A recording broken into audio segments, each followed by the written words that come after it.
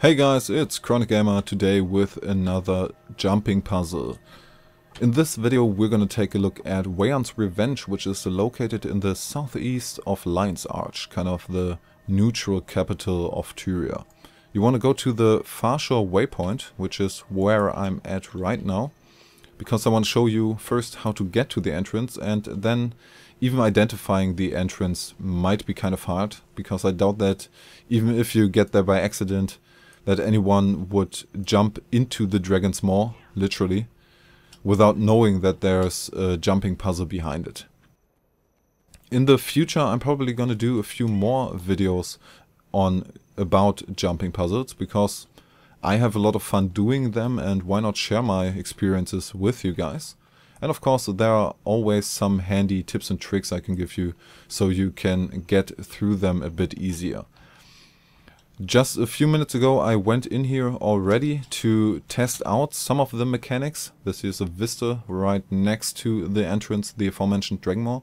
So I went in here and tried out some of the mechanics to better understand them and maybe give you some useful tips.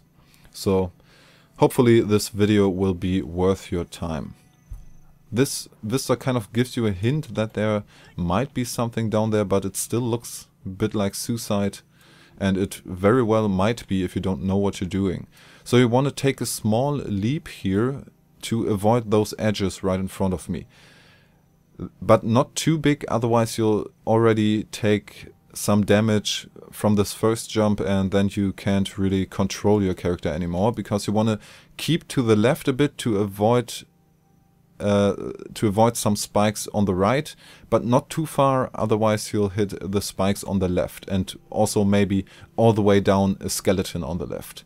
So you have to be very careful. Take a small jump here and keep to the left. So you land in the water and not on top of this little skeleton. That's pretty much the whole trick there. So here right at the beginning there aren't really any difficult jumps, or really, to be honest, in the whole jumping puzzle, but they have some other nice mechanics in here, which are, well, pretty entertaining, but not really that hard if you know what you're doing. The first one is a little maze here. You might want to speak with this strange light here, which will guide you through the maze, but it will take every possible turn. The only thing this little light does for you is identify the walls you can walk through, because this is kind of the trick here. Just go to the left and then walk against the left wall. This way you'll walk through those walls you can walk through, like this one right here, and you'll get through it as fast as possible. You might even be able to identify it from the little worse texture work as the rest, as you can see here. It's not as detailed as the rest, but just walk against the left wall and you'll get through there no problem. Then here, don't try to wander off in any directions, because if you jump down here you'll just end up at the beginning of the maze, and why go through that again if you don't have to. Here some small jumps, but nothing too major, so let's see if I can get up here.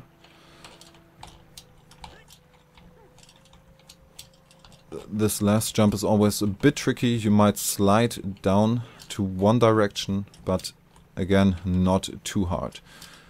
Then through this little gateway, and we'll get to pretty much the hardest mechanic in this. This is one of the mechanics I spent some time in my previous run on, because I, for the life of me, can't figure out how exactly it works. If anyone has any reliable information about this, please leave it in the comments. But I'll just try to run through there as fast as possible and try and wait until the first spikes recede, and then just sprint through it. This is a point where, well, sprinting mechanics or any kind of teleport really comes in handy. And for example, here's a little save point, so if you'll get hit by any spikes you can recover here. But sometimes it'll hit me if I walk through it, sometimes it doesn't. As you see here, just try and keep your character in the middle of all of this and run through it like hell. And here, see, I get hit, get a little bleeding normally. I didn't know, have no idea why. Again, if any one of you has any reliable information about this, how those spikes exactly work, please leave it in the comments. I have no idea. I just run like hell. And then we're already through it. For me, this is pretty much already the hardest part of this jumping puzzle. At this point, don't try and go up there. The first time around, I probably spent 5 minutes trying to find somewhere up this mountainside. But you just have to go beneath it, make a little jump here. You could do it the safe way and jump on top of this here, but it's possible in one jump. And I think this is pretty much the hardest jump in the whole jumping puzzle, so nothing major. And the last obstacle in the jumping puzzle is the dark room. At this point, if you can't do it for whatever reason, if you can still see some of the edges, I hope it's visible in the video as well. Sometimes the rendering screws with it. But if you can't figure out how to get through it, just go to the options, graphics, and turn up your gamma. This way you can pretty much avoid the whole stuff with dark rooms. But I want to do it legit, and I would advise you to do the same, because I have no idea if this is considered cheating. So just let's return it to 1 and do it legit. You can still see it, and if, for example, I've used to play with a short bow, and then you can use your one of your abilities to kind of light up the room a bit. But even otherwise, it lights up from time to time. I have no idea when exactly it does that, but you can also just wait for the flashes of light. But I hope it's visible in the rendered video as well, that I'm without a problem able to perceive the edges of the obstacles. And that's already the end here. Just drop down this little waterfall, and then we are at the treasure chest, which is already opened because I went in here just a few minutes ago to test out the mechanics as I have already said.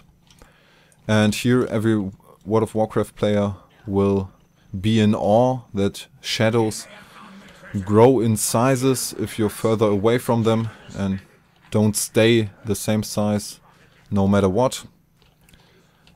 But hey, so the way out, if you talk to him, he laughs at you that you will never find your way out of this. But, well, there's a little hole in the wall, not that hard to find even if you're in here the first time. And at the exit there already is a karma vendor who can give you some rewards for getting through this.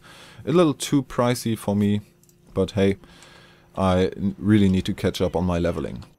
But that's all for Weyandt's Revenge. My name is Chronic Gamer. I'll see you next time.